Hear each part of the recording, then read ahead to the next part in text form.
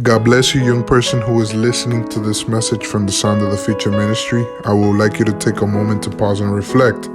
The book of Psalms 25, verse 4 says, "Show me the right path, O Lord. Point out the road for me to follow."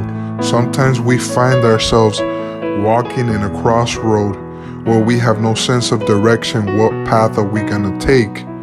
But in life, sometimes we gotta surrender and say, Jesus, guide my way, guide my path. In order for us to obtain a right path, we have to learn that the primary guidance system to our life is God. And He will lead us down a path of victory in the direction that He wants to steer us at all moments. In Jesus' mighty name, amen.